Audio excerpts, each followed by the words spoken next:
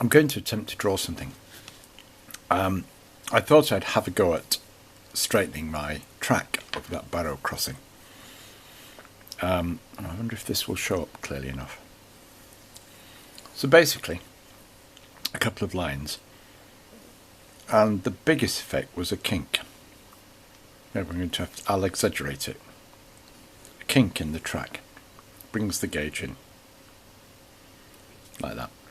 Now, this is where the sleepers are. Now, as well as it being a kink in the track, if you were to look at the track end on, that's one rail, sleepers, like that,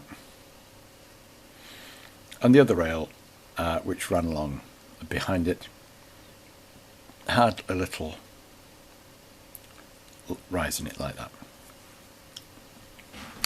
If I exaggerate it, it was kinked upwards. So I tried to straighten it out, not removing that kink so much, but just to try and press down by putting something there and pressing down to try and remove that kink. As you will see in the video, I made it a lot worse. Eventually I got a slab of my old piece of marking out slab from an engineering works, thrown out. It's no longer needed.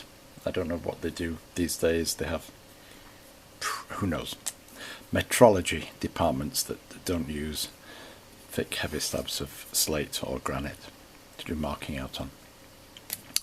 That allowed me to see what was happening with the track, and I thought I'm going to have another go, and by just carefully, bit by bit, bending the rail, and I'm talking now about the rail where you've got the sleepers, you've got the rail like that, and what I was doing was bending the rail at some point up or down to try and remove a bend that there was in the rail. And so if the rail was bent like that, I was bending it in the opposite direction to try and get it to be straight again. Because if you have rail that's bent like that, then when you run your wheels over it, and this is only a single rail, one of the two rails, they weren't both bent at the same. If both pieces of rail here had been bent to the same amount, I don't think you'd have had as much trouble. It would have just gone over that hump. But only one rail was bent, the other was straight. And so what happened was you had your wheels on here, and the other wheel was way off the rail. It was lifting off quite significantly. So it was rocking, and that meant it derailed. Right, that's my attempt to explain it, and you're going to see in the video what happened.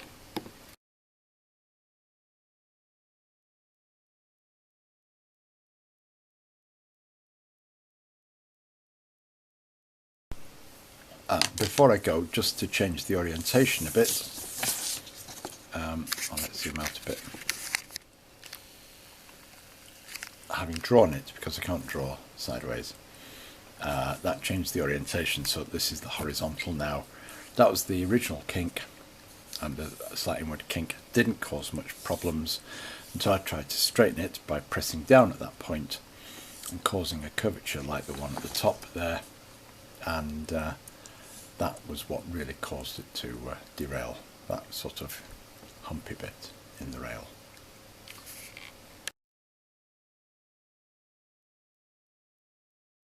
So, how difficult can it be? I thought, I can't make it worse. I'm sure I can take some of that kinkiness out. Everything was running fine.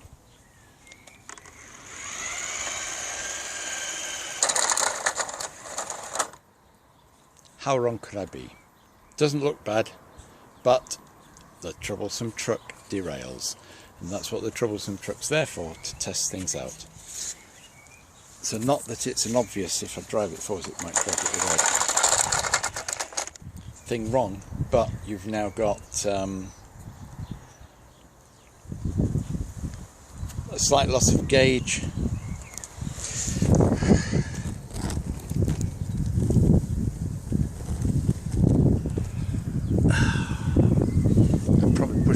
way too far, and that's it.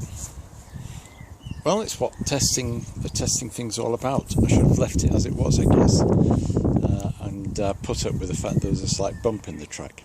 There we go. Live and learn. About blue sky and blossom on this fine evening.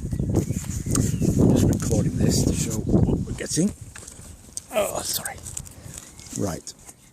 So, rock steady there, but you come to a point about here, and what you can see is that's rocking. So nothing there. That's a point of where it rocks. At this point, you've got quite a significant rock, and it's going to derail at that point. So you're fine up to there. Let's put a marker. Fine up to there, or about there, and you're definitely rocking around here where I've been trying to bend the track, and that's what's causing our problems. Difficult to see, but that is quite a significant issue in terms of track consistency. This is my flat table.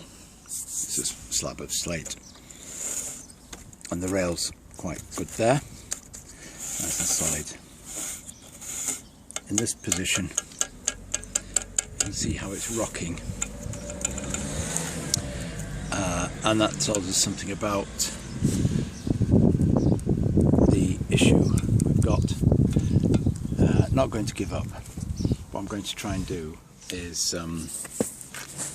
bend it so I get rid of that rock, and then use the truck, maybe flat, but it's not level, because look, it'll slope a little bit. Well, as I said before, I've nothing to lose. I've possibly even less to lose now. If this doesn't work, I'm going to have to chop it there and replace that section of track with something else. Right, it's flatted just there where it was derailing.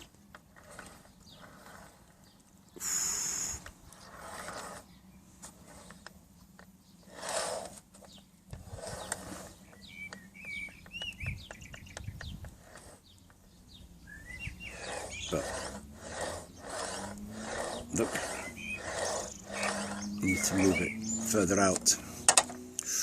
Tricky. Well, kinks, which are within the horizontal plane, well,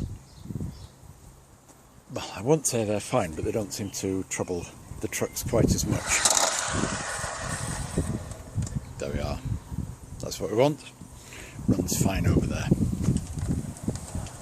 and you can see there's a slight slope. It's back down, so that's removing the up-down kink. The lack of consistent height between the two tracks, and nicely showing the gradient here. Off the gradient at that point. Phew, I'm not going to try twisting that track anymore. The next problems are really just going to be electrical continuity and making sure it all joins up nicely and remains in place. And I just need to consider providing additional support for the track so that it doesn't get bent from traffic, which we'll be running over it at that point. That's enough for tonight. Tomorrow, a running session.